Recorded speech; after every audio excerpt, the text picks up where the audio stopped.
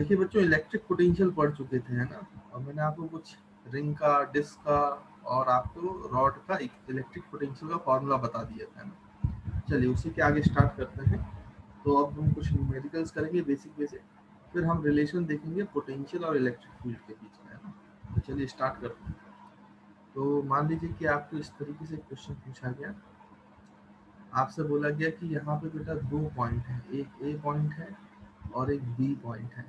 और आपसे बोला जा रहा है ए से बी जो है इलेक्ट्रिक फील्ड है यहाँ पे। तो इस इलेक्ट्रिक फील्ड के रीजन में ए से बी हम 5 कूलम का चार्ज ले जा रहे हैं। ए से बी 5 कूलम का चार्ज ले गए, और क्योंकि यहाँ इलेक्ट्रिक फील्ड है तो वर्क डन होगा। तो जब हम ए से बी 5 कूलम का चार्ज ले जाते हैं तो जो वर्क डन होता है, वर्क डन, वो 100 जूल का होता है। और आपसे बोला क्या, ए पॉइंट का पोटेंशियल जो है वो 20 वोल्ट। ए पॉइंट का पोटेंशियल 20 वोल्ट है। तो आपसे बोला जा रहा है कि बताइए बी पॉइंट का पोटेंशियल कितना होगा, ये क्वेश्चन। चलो अब इसको सॉल्व कैसे करेंगे। तो यहाँ पे देखिए इसका सॉल्यूशन कैसे करेंगे। देखिए, देखो बेटा, जब आप एक पॉइंट से दूसरे पॉइंट पर ले जाते हो किसी भी चार्ज को, तो जो वर्क डन होता है यहाँ पे ले जाने में, जो वर्क डन हुआ वो एक्सटर्नल वर्क डन है। ये जो 100 जूल दिया ये कंजर्वेटिव का नहीं है। ये किसका वर्क डन होगा, 100 जूल है। क्योंकि ले जाओगे तो एक्सटर्नल फोर्स लगाना पड़ेगा, तब वो जाएगा पार्टिकल वहां पर। और एक्सटर्नल फोर्स ले जाओगे, लगाओगे, तो 100 जूल का वर्क डन होगा, है ना। फिर आप ए से बी ले गए, तो ये जो एक्सटर्नल फोर्स का वर्क डन है, इसको आप लिख सकते हो change in potential energy, delta U. ये फॉर्मूला हमने पढ़ा था ना बच्चों। और डेल्टा यू को लिखा लिखा जा सकता है charge multiplied by delta we, potential difference between the two points. ऐसे तो लिख सकते हैं ना वर्क डन को। तो एक्सटर्नल वर्क डन को लिखा जा सकता है बच्चों कितना, charge multiplied by delta V, मतलब final potential minus initial potential. अब फाइनली कहाँ पहुंचे आप, बी पर। तो आप लिख सकते हो external work done is equal to charge, final point है बी माइनस इनिशियल पॉइंट है ए। अब आप इसमें सारी वैल्यूज पुट कर दो। देखो वर्क डन एक्सटर्नल है 100 जूल, चार्ज जो है वो है 5 कूलम, वी बी निकालना है, माइनस वी ए, तो ये हो जाएगा 20 जूल। सॉरी, ये जूल में नहीं, पोटेंशियल की यूनिट वोल्ट में होती है, तो ये 20 वोल्ट होगा। यहाँ पे 20 वोल्ट लिखा जाएगा, 20 लिख दो अभी तो। तो अब इसको फर्दर अगर आप सॉल्व करोगे तो 5 से डिवाइड कर दो, तो ये हो जाएगा वी बी माइनस 20, और ये हो जाएगा 100 डिवाइड बाई 5, तो ये हो जाएगा 20। तो ये 20 आपका वहाँ जाएगा, तो वी बी हो जाएगा 40, ये आएगा 40 वोल्ट। तो बी पॉइंट का पोटेंशियल जो है वो 40 वोल्ट। आई होप आपको क्लियर होगा बेटा। इस टाइप के क्वेश्चंस बड़े आसान होते हैं, इजली बन जाते हैं। बस याद रखना, कई बार बच्चे यहाँ पे माइनस डेल्टा वी लिख देते हैं ना, वो कंजर्वेटिव फोर्स दिया होता तो लिखते हैं। एक्सटर्नल फोर्स में ऐसा लिखते हैं, कंजर्वेटिव फोर्स में एक माइनस साइन आ जाता है ना। ये मैं आपको कई बार बता चुका हूँ। तो मेरे ख्याल से इसमें कोई दिक्कत नहीं है ना। तो ये इस तरीके से सॉल्व हो जाएगा। चलिए और देखिए और कैसे क्वेश्चंस पूछे जा सकते हैं। मान लीजिए कि आपको ऐसा क्वेश्चन पूछा गया, बोला गया यहाँ पे एक पॉइंट चार्ज है क्यू, फिर कुछ दूरी पर, कुछ डिस्टेंस पर एक और पॉइंट चार्ज है, वो भी क्यू है। इन दोनों का मिड पॉइंट मान लो ए है। तो मिड पॉइंट से क्यू तक की दूरी ए है, तो ये दूरी भी कितनी होगी बेटा, ए होगी, है ना, क्योंकि मिड पॉइंट है। फिर आप इन दोनों के लाइन ज्वाइनिंग से परपेंडिकुलर डायरेक्शन में जा रहे हैं। कितनी दूरी पे गए परपेंडिकुलर डायरेक्शन में, वो भी ए दूरी पे। तो एक और पॉइंट है बी। अब मान लो आप एक स्मॉल क्यू चार्ज ए से बी ले जाते हो बेटा, ए से बी ले जाते हो, तो वर्क डन कितना होगा ये आपको निकालना है। Work done by conservative force कितना होगा, ये क्वेश्चन पूछा गया। तो आपसे क्वेश्चन में पूछा गया find the work done by conservative force, conservative force in moving charge Q from A point to B point, है ना बेटा। तो ये आपका क्वेश्चन है। तो मेरे ख्याल से आपको क्वेश्चन तो क्लियर हुआ, क्वेश्चन क्या बोल रहा है। चलिए अब मैं इसका सॉल्यूशन बताता हूँ कैसे करेंगे। देखिए, तो सिंपल सा प्रोसेस है जो से हम करते आ रहे हैं शुरू से, वैसे ही करेंगे। हमें पता है कि work done by conservative force जो होता है वो होता है minus Q times delta V, या minus Q times delta V नहीं, आप तो मेन फॉर्मूला आपको पता है ना, डेल्टा यू वाला, वही अप्लाई कर दो, कोई दिक्कत की बात नहीं। देखो क्या अप्लाई करना चाहिए हमें, माइनस डेल्टा यू, और माइनस डेल्टा यू मतलब minus charge times delta we. Delta U को तो क्यू इंटू डेल्टा वी लिखेंगे ना, तो हम यहाँ पे क्या लिख सकते हैं, work done by conservative force is equals to minus Q delta V, V final, final point B है, ए से बी में जा रहा है, इनिशियल इनिशियल पॉइंट ए। तो आपका work done by conservative force आएगा, माइनस साइन अंदर ले जाओ तो Q multiplied by V A minus V. ये अब आपको वी ए और वी बी पता हो तो काम बन जाए।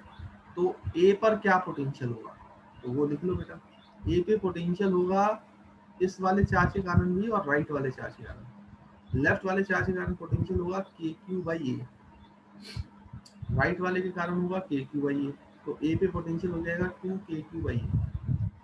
बी पे पोटेंशियल लिखना है तो बी पे लिख लो भाई। इसके कारण जो बी पे पोटेंशियल होगा कितनी डिस्टेंस होगी बेटा, रूट टू है। देखो ए 90 डिग्री पे है तो हाइपोटेनस रूट टू, ये दूरी भी होगी रूट टू है।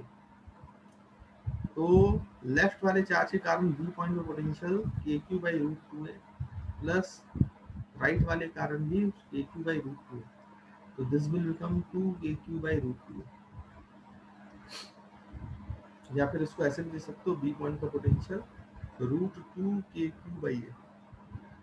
देखो अब क्या है, अब ये वैल्यू ए और वी बी की वैल्यू यहाँ पुट कर दो, आंसर आ जाएगा। तो work done by conservative force is equals to Q times V A कितना आया बेटा, 2 K Q by A, minus V B तो कितना आया, रूट 2 के क्यू बाई ए। तो के क्यू बाई ए लिख लो। तो work done by conservative force जो है वो कितना मिल जाएगा आपको बच्चों, के क्यू, अच्छा एक क्यू बाहर है ही, तो उसका स्क्वायर कर दो बाई ए, है ना, अंदर बचेगा 2 माइनस रूट। और अगर फर्दर सॉल्व करना चाहो तो आप सॉल्व कर सकते हो, रूट 2 की वैल्यू आपको पता होती है 1.4, तो सॉल्व करना चाहो तो सॉल्व कर सकते हो। बाकी this is the answer to this problem, answer जून में आएगा, है ना, कि वर्क पूछा। जल्दी से नोट करो बेटा, फिर आगे बढ़ते हैं। देखो बच्चों और कैसे क्वेश्चन पूछे जाते हैं। तो मान लो आपको एक क्वेश्चन ऐसा पूछा गया, ये बोला गया वाई एक्सिस है और ये बोला गया एक्स एक्सिस है ना। थोड़ा सा इसको सीधा कर लेते हैं एक्स एक्सिस को।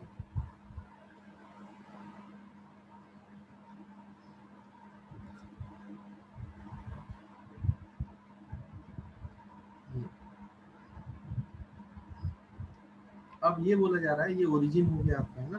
तो ये आपका वाई एक्सिस हो गया बच्चों, ये आपका एक्स एक्सिस हो गया। तो यहाँ पे बोला गया है कि वाई एक्सिस में एक पॉइंट है जो 0,3 है, तो वहाँ पे एक चार्ज क्यू प्लेस किया गया है ना, फिक्स्ड है, फिक्स्ड है, ये चार्ज फिक्स्ड है। फिर आपसे बोला गया है कि नीचे वाई एक्सिस में, नेगेटिव वाई एक्सिस में एक पॉइंट है जो 0,-3, यहाँ पे भी क्यू चार्ज फिक्स किया गया है, फिक्स, ठीक है। और फिर एक्स एक्सिस में एक पॉइंट है जो कि है 4,0, यहाँ पे एक चार्ज है, जो चार्ज है माइनस क्यू और उसका मास एन है, जिसको इस पॉइंट से रिलीज किया जाता है, रिलीज्ड, इस चार्ज को इस पॉइंट से रिलीज किया जाता है। तो रिलीज किया जाता है तो आपको पता है कि ये अट्रैक्टिव फोर्स लगाएगा ऊपर की तरफ, ये नीचे की तरफ, तो नेट अट्रैक्टिव फोर्स इसको लेफ्ट की तरफ लगेगा, तो ये एक्स एक्सिस में भागेगा, कभी ना कभी ओरिजिन पे आएगा, क्योंकि फोर्स लग रहा है तो एक्सीलरेट होगा, एक्सीलरेट होगा। तो जब ये ओरिजिन पे आएगा ओ पर, तो इसकी कुछ ना कुछ वेलोसिटी होगी बेटा, वेलोसिटी। तो यही बताना है कि इस चार्ज पार्टिकल की क्या वेलोसिटी होगी, माइनस क्यू वाले। तो आप इसको लिख सकते हो क्वेश्चन को, फाइंड द वेलोसिटी या स्पीड जो बोलना चाहो आप of -q charge at origin. कहाँ पर निकालना है बच्चों? ओरिजिन। तो मेरे ख्याल से आपको क्वेश्चन जो है वो क्लियर होगा। अब देखो इस क्वेश्चन को कैसे सॉल्व करना है, तो वो समझते हैं। तो देखो मैंने आपको बताया ना, जैसे ये चार्ज है, ये नेगेटिव चार्ज को ऐसे अट्रैक्ट करेगा, मतलब फोर्स ऐसे लगाएगा। नीचे वाला चार्ज है वो ऐसे फोर्स लगाएगा, क्योंकि सिमेट्री है ना सब। ये वाली साइड जो है बेटा वो 3 है, ये वाली साइड भी 3 है। देखो ये वाली जो साइड है ये 4 है, तो ये हाइपोटेन्यूस है, तो ये 5 हो जाएगा, √3 का स्क्वायर प्लस 4 स्क्वायर, ये भी 5 हो जाएगा। तो इन दोनों का जो नेट रिजल्टेंट फोर्स है वो इस डायरेक्शन में आएगा, नेगेटिव एक्स एक्सिस की। तो ये भागेगा नेगेटिव एक्सिस की तरफ, इसलिए ओरिजिन में वो नेगेटिव एक्सिस की तरफ उसकी कुछ वेलोसिटी आ जाएगी या स्पीड आ जाएगी, वही हमें निकालना है। तो अब हम सॉल्व कैसे करेंगे? आप अगर ध्यान से देखें तो इस नेगेटिव क्यू चार्ज पे केवल इलेक्ट्रोस्टैटिक फोर्स लग रहा है, और किसी चार्ज पे अगर केवल इलेक्ट्रोस्टैटिक फोर्स लग रहा है तो उसकी एनर्जी कंजर्व होती है, क्योंकि इलेक्ट्रोस्टैटिक फोर्स कंजर्वेटिव फोर्स है। तो अब आप कॉन्सेप्ट यूज कर लो एनर्जी कंजर्वेशन का। जहां से आपने रिलीज किया पार्टिकल को, उस पॉइंट को ए नाम दे दो, ए नाम दे दो। तो ए से ओ जाते हुए इसकी एनर्जी कंजर्व होगी ए और ओ के बीच। तो हम एनर्जी कंजर्वेशन लगा सकते हैं बेटा, एनर्जी कंजर्वेशन, क्योंकि उसमें केवल कंजर्वेटिव फोर्स यानी इलेक्ट्रोस्टैटिक फोर्स लग रहा है। तो अगर हम एनर्जी कंजर्वेशन लगाएंगे तो total energy initially that is at point A must be total energy at final point that is at point 2, है ना। तो हम बोलेंगे kinetic energy at A plus potential energy at A must be equals to sum of kinetic energy at O plus potential energy at O. क्योंकि हमने यहाँ से release किया है तो इसकी वेलोसिटी 0 है, तो ए पर काइनेटिक एनर्जी 0। पोटेंशियल एनर्जी तो हम इसको लिख सकते हैं charge multiplied by potential at A. अच्छा चार्ज लेकिन आपका नेगेटिव है, तो मैंने आपको बताया था जब भी चार्ज नेगेटिव हो तो पोटेंशियल भी नेगेटिव होता है, मतलब माइनस टाइम्स हो जाएगा। Is equals to kinetic energy at O, तो ये हो जाएगा half M V square, V निकालना है अपन को। और पोटेंशियल एनर्जी एट ओ, तो फिर से वही बात है, -q multiplied by potential at O. देखो ये आ जाएगा बेटा। अब अगर आप वी वी भी निकाल लें तो काम बन जाए।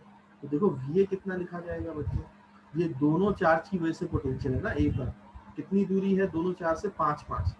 तो हो जाएगा एक चार्ज की वजह से के क्यू बाई 5, तो दूसरे चार्ज की वजह से भी के क्यू बाई 5, तो ये हो जाएगा 2 के क्यू बाई 5।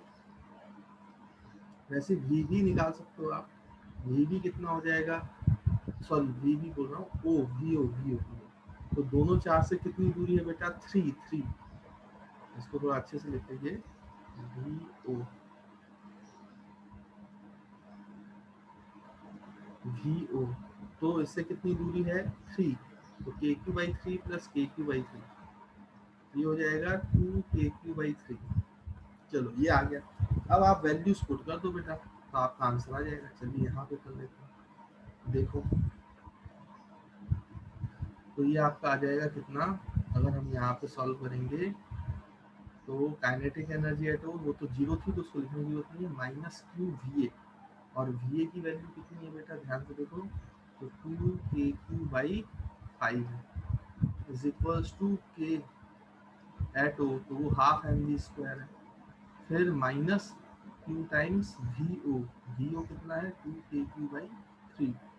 ये इधर ले आओ तो प्लस में हो जाएगा, तो ये हो जाएगा 2 के क्यू स्क्वायर बाई 3, ये माइनस हो जाएगा 2 के क्यू स्क्वायर बाई 5, और ये हो जाएगा बेटा कितना आपका?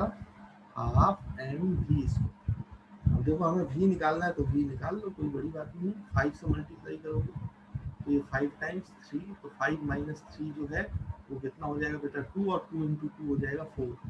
तो ये हो जाएगा 4 के क्यू स्क्वायर बाई 3 इंटू 5 15, और equals to half M V square. V निकालना, 2 इधर करो तो 8 हो जाएगा, एम नीचे आ जाएगा, तो वी की वैल्यू आ जाएगी 8 K Q square by 15 M, और वी स्क्वायर था तो रूट लेना पड़ेगा, रूट। तो this is meter per second, this is the answer to this problem, this is the speed of particle at origin. इस तरीके से आप ऐसे क्वेश्चंस को भी सॉल्व कर सकते हो आसानी से, कोई दिक्कत की बात नहीं। तो आई होप आपको ये क्वेश्चन भी क्लियर होगा। देखिए बच्चों, नेक्स्ट क्वेश्चन पे आते हैं। तो नेक्स्ट क्वेश्चन क्या बोलता है, देखिए ध्यान से। आपसे क्वेश्चन में ये बोला जा रहा है कि आपके पास दो रिंग है। एक रिंग ये है जिसकी रेडियस r1 है, जिसमें चार्ज जो है वो q1 है ना बेटा। और उसके बाद q मान लो, चार्ज q है, q1 ना मान के इसको चार्ज बोल देते हैं q। फिर उसके बाद आपसे बोला गया कि इसकी एक्सिस ये है। अब इस सेम एक्सिस पर एक और रिंग रखिए जिसका रेडियस अलग है बट एक्सिस सेम है, दोनों की सेम एक्सिस है, मतलब ये कोएक्सियल रिंग्स हैं। कैसी रिंग्स है बेटा ये दोनों? कोएक्सियल, सेम एक्सिस वाली रिंग्स है, कोएक्सियल रिंग्स जिनकी एक्सिस सेम है बट रेडियस अलग है। अच्छा, इस पे भी जो टोटल चार्ज है वो क्यू ही दिया है। अब इस वाले की रिंग का सेंटर है C1, इस वाली रिंग का सेंटर है C2, और दोनों के बीच की जो सेपरेशन है वो है x, दोनों के बीच का सेपरेशन x है। तो आपको बताना है कि पोटेंशियल जो C1 है माइनस पोटेंशियल जो C2 है, पोटेंशियल डिफरेंस C1 सेंटर और C2 सेंटर के बीच में क्या है। ये क्वेश्चन है, ये पूछा गया आपसे। तो चलिए सॉल्व करते हैं। अब आपको याद होगा बच्चों कि सेंटर पे जो पोटेंशियल होता था किसी भी रिंग के, वो होता था KQ/R, मतलब रेडियस, अगर आपको याद है। तो कई बार बच्चे इसको ऐसे सॉल्व कर देते हैं। देखो, बोला potential at C1 minus potential at C2 is equals to potential at C1 is KQ by radius of first ring is R1 minus KQ by second ring का radius R2। ये पोटेंशियल हो गया C2 का, और ये answer लिख के आ जाते हैं। बट मैं आपको बता दूं बेटा, ये आंसर जो है रॉन्ग है, रॉन्ग, ये आंसर सही नहीं है, ये आंसर रॉन्ग है। रॉन्ग क्यों है, उसका कारण क्या है मैं आपको बताता हूँ। एक्चुअल में जब आप पोटेंशियल सी पर C1 पे लिख रहे हो तो केवल फर्स्ट रिंग के कारण पोटेंशियल नहीं है, सेकंड रिंग का पोटेंशियल भी ऐड हो जाएगा।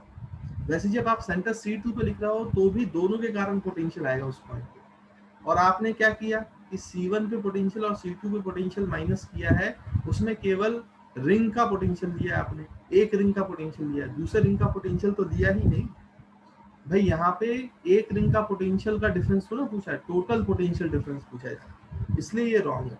यानी कि आपको सेंटर C1 का जब पोटेंशियल लिखोगे तो खुद की रिंग के कारण तो है ही पोटेंशियल उसका KQ/R1, लेकिन क्योंकि एक रिंग और है इसके पास, इसका भी पोटेंशियल ऐड होगा।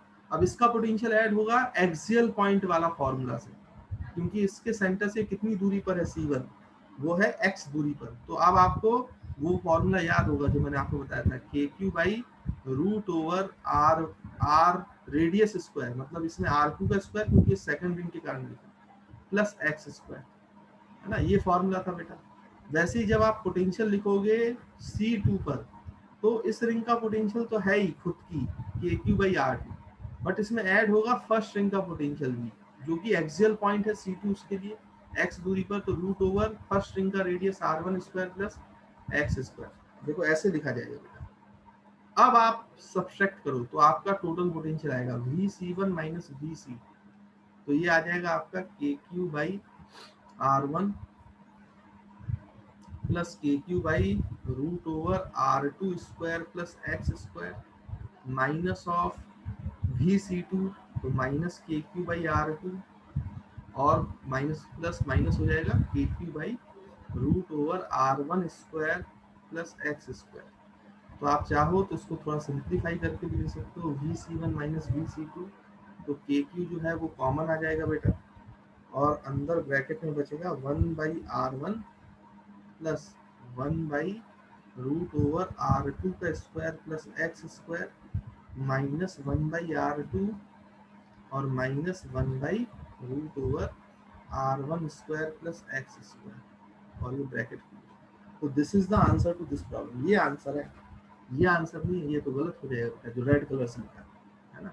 आई होप आप समझ पा रहे होंगे कि जब आप पोटेंशियल लिखते हो किसी एक पॉइंट पे, तो केवल एक बॉडी के कारण का पोटेंशियल नहीं होता, वहाँ पे जितनी भी बॉडीज प्रेजेंट हैं, चार्ज बॉडी, उन सबका टोटल पोटेंशियल लिखा जाता है, तब पोटेंशियल डिफरेंस आता है ना। तो इस पॉइंट का ध्यान रखिएगा। यानी किसी पॉइंट पे कुछ पोटेंशियल बोला गया है तो वो एक बॉडी का नहीं, वो सारी जितनी बॉडी वहां पे प्रेजेंट है उन सभी की वजह से पोटेंशियल टोटल पोटेंशियल है ना। तो आई होप आपको ये पॉइंट भी अच्छे से क्लियर हो, इसको नोट कर लो बच्चों, फिर आगे बढ़ते हैं।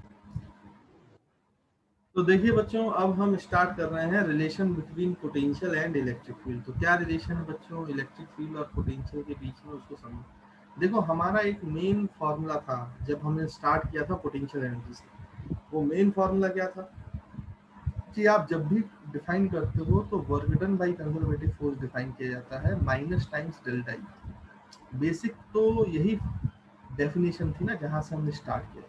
यानी हम यहाँ पे लिख सकते हैं जो चेंज इन पोटेंशियल एनर्जी है this is minus of work done by conservative force.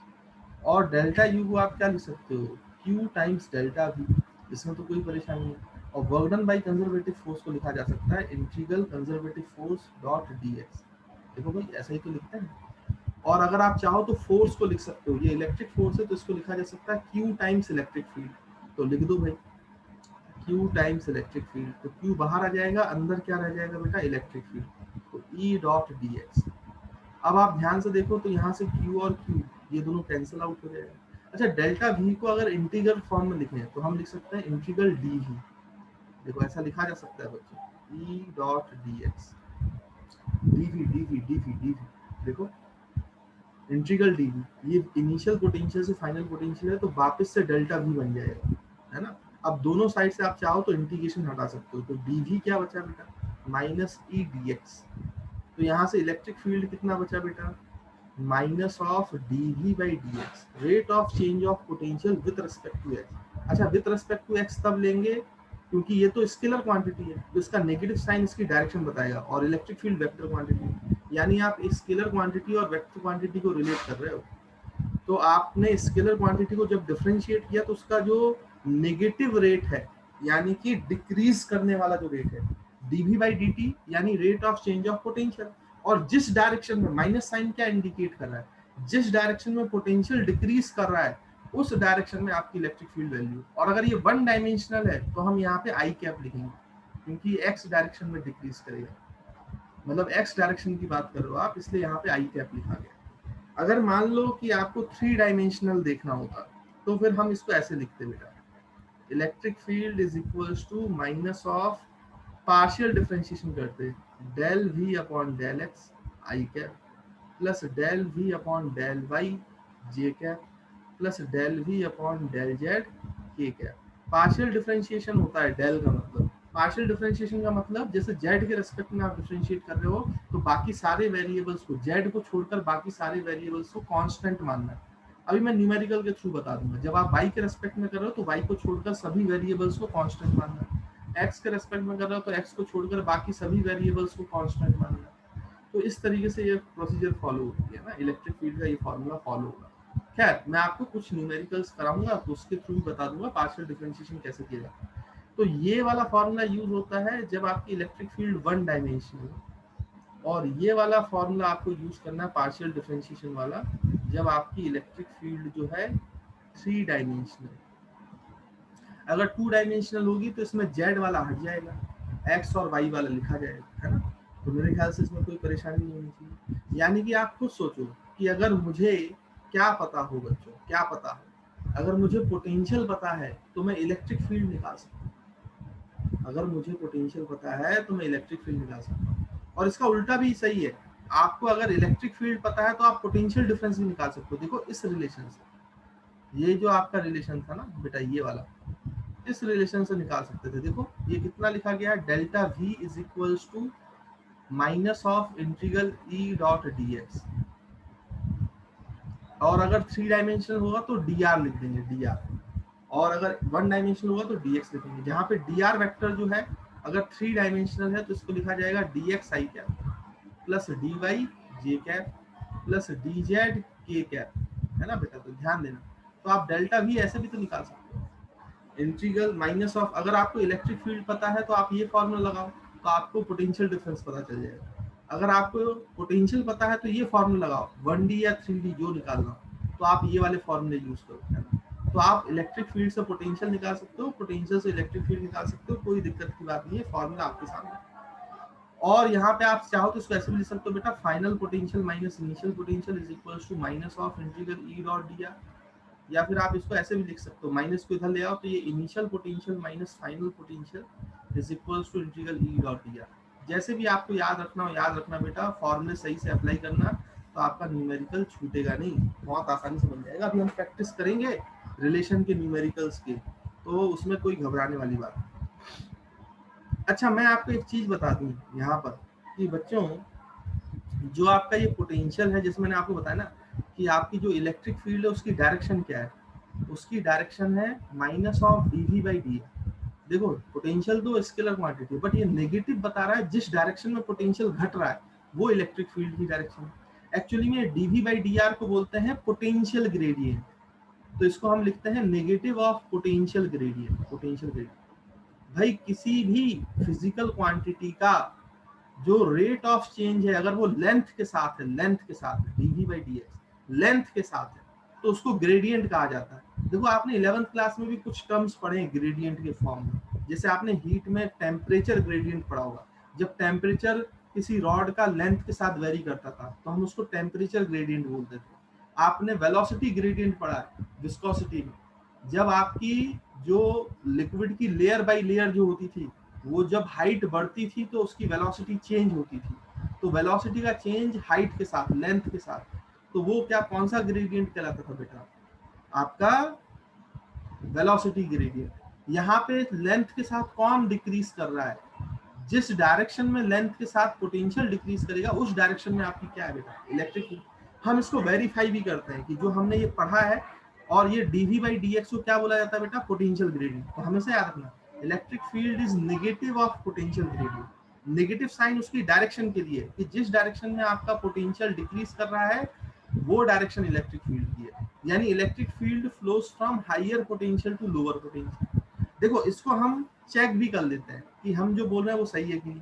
तो हमें तो भाई पॉइंट चार्ज के इलेक्ट्रिक फील्ड का डायरेक्शन पता है, हम जरा इस पोटेंशियल वाले कॉन्सेप्ट से कोशिश करते हैं कि इलेक्ट्रिक फील्ड की डायरेक्शन निकालिए।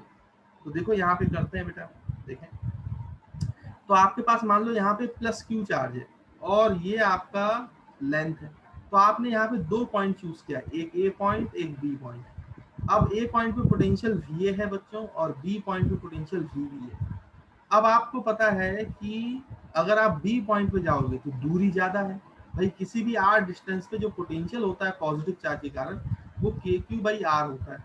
तो जहां दूरी ज्यादा है वहां पोटेंशियल कम होगा, जहां दूरी कम है वहां पोटेंशियल कम होगा, ज्यादा होगा। तो ए वाला पॉइंट पास है तो ए का पोटेंशियल ज्यादा है और बी का पोटेंशियल कम है। मतलब ए से अगर आप बी की तरफ जाओगे, ए से बी की तरफ जाओगे तो पोटेंशियल घट रहा है, और जिस डायरेक्शन में पोटेंशियल घटता है उसी डायरेक्शन में तो इलेक्ट्रिक फील्ड होती है। तो ए से बी के बीच में इलेक्ट्रिक फील्ड ए से बी की तरफ है, क्योंकि ए हायर पोटेंशियल और बी लोअर पोटेंशियल, और जिस डायरेक्शन में पोटेंशियल घटता है उसी डायरेक्शन में आपकी इलेक्ट्रिक फील्ड होती है। अब आप पॉजिटिव चार्ज की इलेक्ट्रिक फील्ड याद करो बेटा, ऐसी तो होती थी, away from the positive charge. मतलब ये प्रूफ हो रहा है कि जिस डायरेक्शन में इलेक्ट्रिक फील्ड घट रही है, जिस डायरेक्शन में पोटेंशियल घट रहा है उस डायरेक्शन में इलेक्ट्रिक फील्ड होती है। इसलिए लिखा गया electric field is negative of potential gradient. आप चाहे तो ये नेगेटिव क्यू के लिए भी करके देखो। देखो यहाँ पे पॉइंट बी है तो ये पोटेंशियल वी बी है, यहाँ पे पॉइंट ए है तो इस पे पोटेंशियल वी है। नेगेटिव चार्ज का जो पोटेंशियल का फॉर्मूला होता है वो माइनस हो जाता है, नेगेटिव हो जाएगा के क्यू बाई आर। मतलब जहाँ पे डिस्टेंस आर है वहां पे मैग्नीट्यूड पोटेंशियल का ज्यादा है, बट क्योंकि नेगेटिव साइन है तो वैल्यू पोटेंशियल की कम हो जाएगी। तो यहाँ पे बी पर पोटेंशियल जो है वो ज्यादा होगा और ए पे पोटेंशियल कम होगा, क्योंकि ए पर वैल्यू ज्यादा है बट नेगेटिव साइन के साथ है, इसलिए वो पोटेंशियल कम कहलाएगा। बी पर वैल्यू कम है, मैग्नीट्यूड कम है बट नेगेटिव साइन के साथ है, तो वो ज्यादा पोटेंशियल कहलाएगा। आप खुद सोचो अगर ये माइनस, जैसे इस वाले केस में देते तो ये पॉजिटिव के साथ आता, तो यहाँ पे मान लो कि मैं आपसे बोलूं कि बच्चों ये 2 वोल्ट का पोटेंशियल था तो ये 5 वोल्ट का पोटेंशियल था। यहाँ पे ये -5 है और ये -2 है, माइनस साइन आ जाएगा ना, नेगेटिव चार्ज के कारण पोटेंशियल नेगेटिव होता है, ये मैं बता चुका हूँ। तो यहाँ पे -5 और माइनस, इसकी वैल्यू बड़ी है लेकिन नेगेटिव साइन के साथ है, इसकी वैल्यू छोटी है बट नेगेटिव साइन। तो नेगेटिव साइन के साथ छोटी वैल्यू बड़ा होता है, ये आपको पता है। इसलिए मैं बोल रहा हूँ -2 वोल्ट जो है वो बड़ा है किससे, -5 वोल्ट से। अब आप सोचो कि पोटेंशियल किस डायरेक्शन में घट रहा है। अगर आप बी से ए से बी जाओगे तो पोटेंशियल बढ़ रहा है, तो आपको बी से ए आना पड़ेगा। बी से ए आओगे तो पोटेंशियल घटेगा ना, क्योंकि ये हाई पोटेंशियल का पॉइंट है और ये लो पोटेंशियल का पॉइंट है। तो देखो हाई से लो आओ, हाई से लो आओ, पोटेंशियल घटने की डायरेक्शन में आओ, पोटेंशियल डिक्रीज करने की डायरेक्शन में आओ, वो डायरेक्शन इलेक्ट्रिक फील्ड की। और नेगेटिव चार्ज की इलेक्ट्रिक फील्ड होती है टूवर्ड्स नेगेटिव चार्ज। देखो प्रूफ हो रहा है, इसलिए कहा गया है electric field vector is negative of potential gradient. तो हमेशा ध्यान रखें बेटा, पोटेंशियल एक स्केलर क्वांटिटी है जबकि इलेक्ट्रिक फील्ड एक वेक्टर क्वांटिटी है। लेकिन नेगेटिव जो है पोटेंशियल ग्रेडियंट का नेगेटिव साइन, पोटेंशियल ग्रेडियंट में जो नेगेटिव साइन लग रहा है ये इलेक्ट्रिक फील्ड की डायरेक्शन के बारे में बताता है कि जिस डायरेक्शन में पोटेंशियल का डिक्रीज आएगा उसी डायरेक्शन में इलेक्ट्रिक फील्ड होती है, उसी डायरेक्शन में इलेक्ट्रिक फील्ड होती है। आई होप आप समझ पा रहे हैं। और यहाँ से एक पॉइंट भी क्लियर है कि इलेक्ट्रिक फील्ड चाहे पॉजिटिव और नेगेटिव कैसा भी चार्ज हो, इलेक्ट्रिक फील्ड हमेशा हायर पोटेंशियल से लोअर पोटेंशियल मूव करती है। हम लिख सकते हैं इस बात को नोट करके कि electric field always flows from higher potential to lower potential. पहले आप इसको जल्दी से नोट करो, फिर मैं आपको यहाँ पे नोट, चाहो तो आप यहाँ पे नोट लिख लो बेटा, है ना, कहीं पर यहाँ ऊपर लिख लेते हैं, छोटा सा एक सेक्शन बना लेते हैं, मैं यहाँ पे लिखवा देता हूँ ताकि वो इसी पेज पे आ जाए। तो आप यहाँ पे नोट करके लिख सकते हो। नोट क्या लिख सकते हैं हम, electric field always always flows from higher potential to lower potential, है ना। तो हाई से लो पोटेंशियल की तरफ इलेक्ट्रिक फील्ड फ्लो करती है, इस बात का खास तौर से आप ध्यान रखना है। तो आई होप आपको पोटेंशियल ग्रेडियंट का कॉन्सेप्ट क्लियर होगा। इलेक्ट्रिक फील्ड दी जाएगी तो पोटेंशियल डिफरेंस कैसे निकालना है ये बात भी समझ में आ गई होगी। और अगर पोटेंशियल दिया जाए तो इलेक्ट्रिक फील्ड कैसे निकालना है, वन डायमेंशनल हो चाहे थ्री डायमेंशनल, वो बात भी आपको क्लियर होगी, है ना। तो this is relation between potential and electric field. तो बोर्ड के लिए बेटा बहुत इंपॉर्टेंट है, ध्यान रखेंगे, इससे बहुत न्यूमेरिकल्स आते हैं, कभी कभी तो ये डेरिवेशन पूछ लेता है, सिंपल डेरिवेशन में कोई दिक्कत की बात नहीं। तो आई होप आप इसको समझ लेंगे और एक बार बिना देखे सॉल्व करेंगे।